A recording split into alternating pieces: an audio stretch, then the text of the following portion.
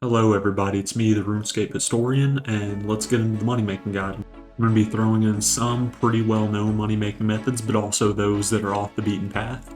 This first one is great only because you can start doing it with 1 GP, as I have in these clips. This was about 30 minutes, and I made away with over 100k. What you do, and all you do, is go to a general store, pretty popular ones such as Varrock. You hop around the populated worlds until you find either U short bows or U long bows unstrung, and you just buy them up because they sell for really cheap, 2 players, and you run to the Grand Exchange and sell them. So this next method doesn't have many high requirements at all. All you need is 100% the Skeletal favor right here. I don't have it on this account, so I'll be back on an account that does actually have it. So this is the account that actually has the favor. As you can see, there's actually fish in stock now. And essentially what you want to do is you want to buy out the sharks. All the other fish don't necessarily matter. The sharks give the absolute best margins. Focus on the sharks. World hop. Luckily in this clip I found almost a full envy in one shot. If you find that often, your profits are going to go way up to maybe even reaching 400k with these little requirements, so that's really good. But that's essentially how you do it, and you run to the bank to the north, come back, and just redo it all over again. The only con is there's a lot of world hopping. Alright guys, for the next method we find ourselves at Edgeville Bank. I would recommend a decent amount of HP, probably around 15 to 20 just to be safe. There are some level 34 deadly red spiders. Bring a few pieces of food for sure. The only thing you should have on you is a charged glory. For this example, mine is uncharged, simply because I do not have a charged glory. But you want a charged glory to teleport back to this spot right here, somewhere in this general area. Teleport to Edgeville, bank your spider eggs, run back down here, and I'm just going to kind of show you the path.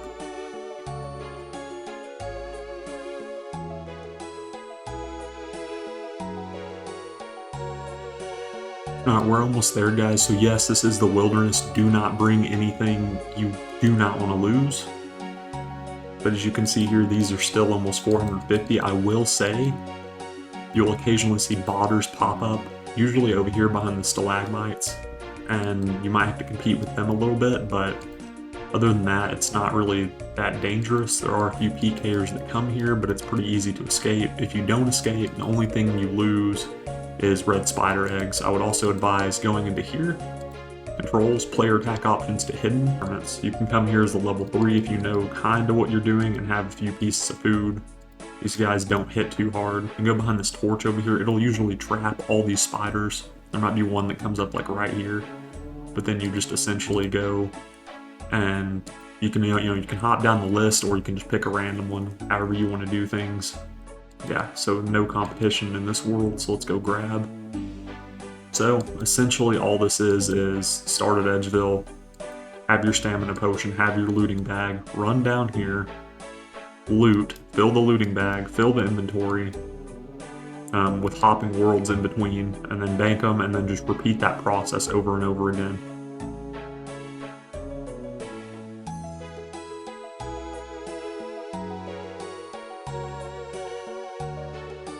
So now we find ourselves at the Grand Exchange.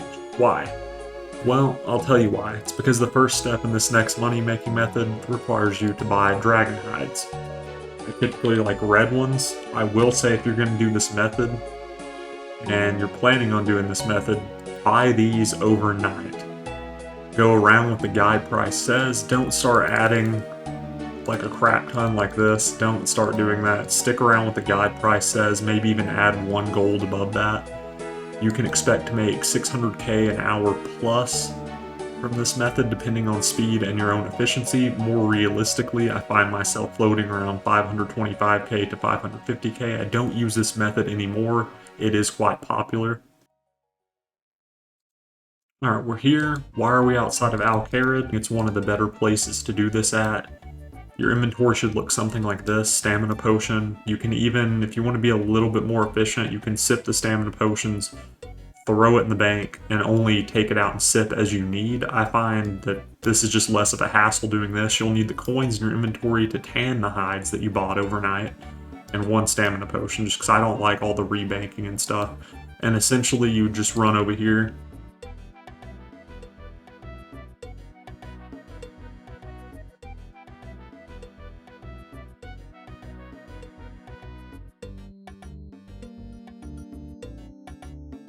So if you're in the Cool Kids Club and you have 99 crafting, this spot is actually better because you have access to the bank chest right here. Even if you don't have the crafting cape, if you have the Falador Hard Diaries fully complete, it unlocks this bank chest right here. And just imagine I have a full inventory of red dragon hides rather than just 14. You want a full inventory doing this at all times. And you run up and there's actually a tanner right here. And it's a little bit quicker than Al-Kharid.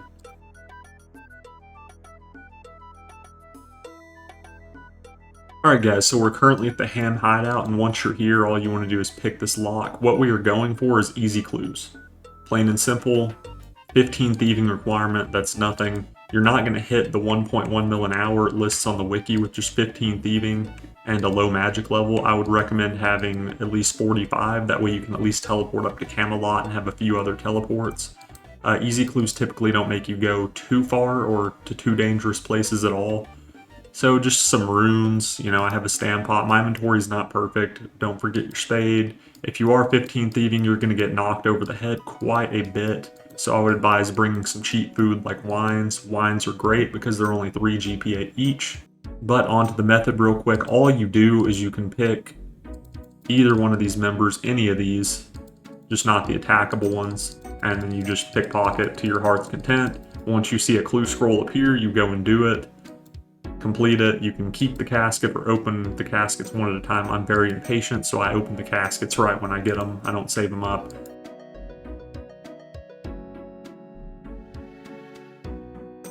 So as a continuation onto the easy clue scroll method, this is how I typically like to do them. Especially at lower thieving, because I hate getting knocked out. Of course, there is a requirement for this. Once you get to a decent amount of thieving, it's at least 52 thieving. For the Dorgesh-Kaan chest, you also will need the Lost Tribe quest, as well as Death to the Dorgesh-Kaan.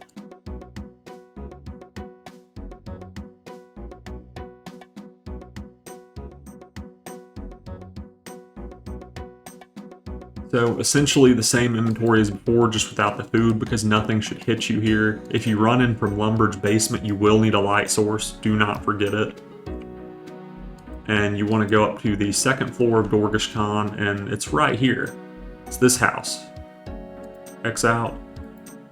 Up here, it's actually Xanix's house. So you go up here, and thieving XP per hour here is not horrible, but it's definitely not good. And you just steal from these two chests. One downside to this is you do have to world hop between each world.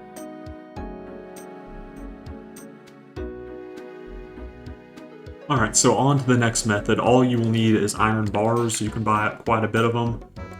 This is not a very great method when it comes to raw GP per hour, but the reason I'm including it is because the pure AFK time. This can be done on mobile, and it can be done pretty effectively. Why iron over the other ones? Well, because it's only 19 smithing requirement. You get 29 smithing for doing just the knight's sword.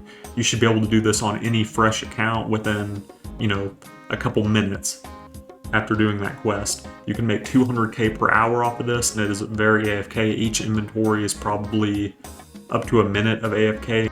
So I believe that's a good collection of early game stuff you can do. That'll get some of you started, point some of you in the right direction. Now we're on to what I consider the mid-game. The reason I'm considering this mid-game is because I highly recommend the Falador Hard Diaries. So before you even go in, you want to look inside. See, luckily there's no adventures. Usually there is. This is kind of early in the morning though, so we kind of lucked out. But yeah, I'm using supers because they're cheap. Run in. If you're using Darox, I've kind of downgraded my gear just to kind of show you how easy this is. You essentially just want to guzzle your rock cake or your HP lowering mechanism, whatever you have in your possession. I'll flash a few of them up on the screen and put the requirements beside them for visual purposes to make it easier. You're also going to need your spade as well as a light source. If you have a light source that is not covered, like my lantern here, be sure to bring a tinderbox. Also, I like to have Falador teleports just to restock. And then, yeah, if you're using the DH method, you melee pray. I kind of try and keep my HP at around 1. And I just clobber them. You see how easy this is? Granted, I've gotten pretty lucky with the RNG. But yeah, pretty much every kill goes fairly smooth. I mean, you have a few that are kind of dumb. You just have to kind of bear through it. But yeah, as you can see here, I have the Falador Hard Diaries done, so mine are noted. If you don't have the Falador Hard Diaries done, you can still do this for fun, but it's probably only going to top out at like 300k per hour. I'm just being honest here.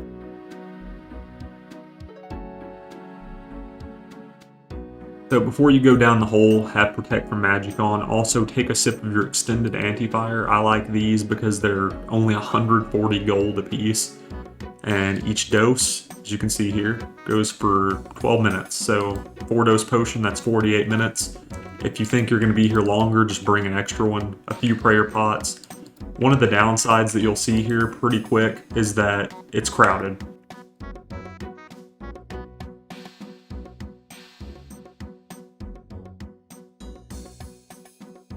Alright, so first kill, 2 rune full helms, bunch of other stuff. The next method is going to be Barrows. With the Mauritania Hard Diaries, it's about 650k an hour. More realistically, it's probably 600k. But essentially, this is my gear. I'm just going to use the regular Trident of the Seas because I don't want to use the Swamp Trident because the Zulrah scales will cut into profit, and I don't think it's necessary, to be honest. The other gear, it's just kind of gear I can use to fly through and kill Aram and Carol pretty effectively. I'm using a whip just for budget's sake. The Ellie's just there, ignore that. You don't need that. You can use any gear variant. Just bring pretty good defensive armor, like melee defensive armor, because Trident and Iban Staff and even Slayer Dart, if you want to go old school, even though I would not recommend it. When you use those at Barrows, you don't really need high magic bonus, to be honest. You just want to capitalize on melee defenses with like a magic defense body switch for Aram. And that's pretty much it. I'm going to fly through a regular run.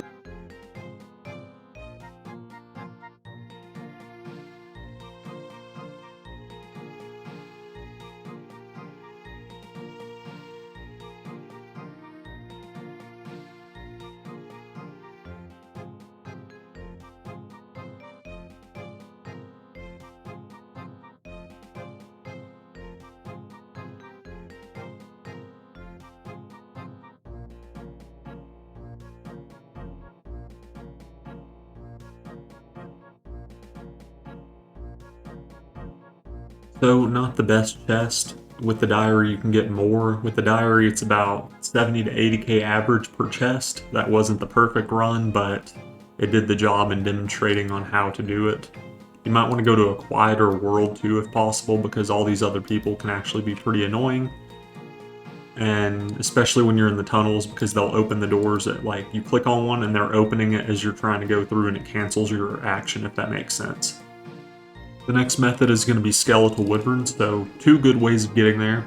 If you have a player-owned house in Remington, you teleport, run up like this, and run over to the dungeon entrance. If you've completed or started Fairy Ring, what the hell is that damn quest called? Fairy Tale Part 2 for the Fairy Rings, you can use the code AIQ right here and run north.